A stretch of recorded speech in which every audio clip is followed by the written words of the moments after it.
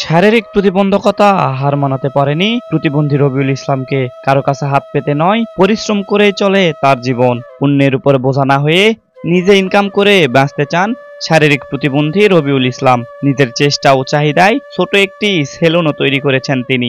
জয়পুরহাটের কালাই উপজেলার জিন্দারপুর ইউনিয়নের মহিরুম গ্রামের সাইদুল ইসলামের ছেলে রবিউল ইসলাম। জন্ম থেকে অস্বাভাবিক জীবন তার। নিজের চলাফেরা করতে কষ্ট হলেও থেমে নেই তিনি। কারো কাছে সাহায্য না চেয়ে নিজেই খুলেছেন সেলুনের দোকান।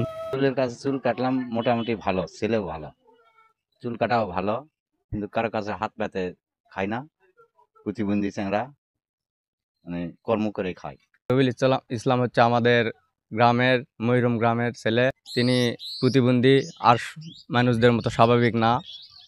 সে নিজস্বভাবে সেলুন চালায়, সে সবার চুল কাটে, পারিশ্রমিক নেই এবং কারো কাছে হাত পেতে কোনো টাকা চায় না। আমার ছেলে প্রতিবন্ধী হিসাবে যাই হোক ছেলেমেয়ে কাজ করে, টুকটাক করে সংসারও চলে, তাতে আমিও খুশি।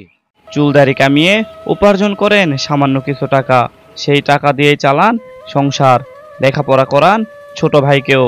তার এমন কাজে খুশি এলাকাবাসী। আমার ছেলে, সে একজন প্রতিবন্ধী, সে সেলুনে কাজ করে, কারো কাছে সে হাত বাড়ায় না। সে নিজে ইনকাম করে, নিজে কাজ করে, যা কামাই করে তাই সংসার সে বহন করে। আমরা চাই সে যেন ভালোভাবে চলতে পারে। তবে তার এই কষ্টে গড়া টিনের দোকানটি পাকা হলে স্বাচ্ছন্দ্যে ব্যবসা করতে পারবে বলে জানান তিনি। এজন্য সরকারের কাছে অনুরোধ করেছেন প্রতিবন্ধী রবিউল ইসলাম। আলাইকুম, আমি প্রতিবন্ধী, আমার নাম রবিউল। আমার নিজস্ব সেলুন আছে, সেলুনে কাজ করি, কামাই আমি 300-400 টাকা কামাই করি, আমার পরিবারক নিয়ে খাই।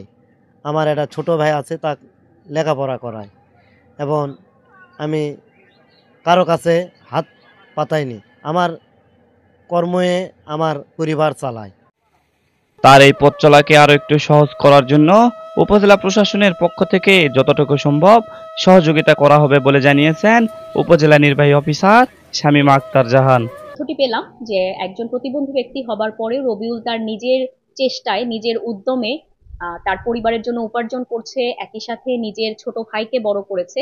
এটি আমাদের সমাজের অন্য সকল মানুষের জন্য একটি চমৎকার উদাহরণ।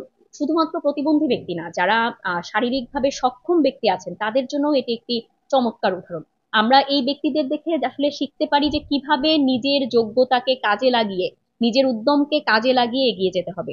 তো যে বিষয়টি আমি জানলাম যে ওনার কাজে কিছু সহযোগিতা হয়তো প্রয়োজন, আমরা চেষ্টা করব উপজেলা প্রশাসন থেকে ওনাকে যতটুকু সম্ভব সেই সাহায্যটুকু করে ওনার এই পথ চলাকে আরেকটু সহজতর করবার জন্য।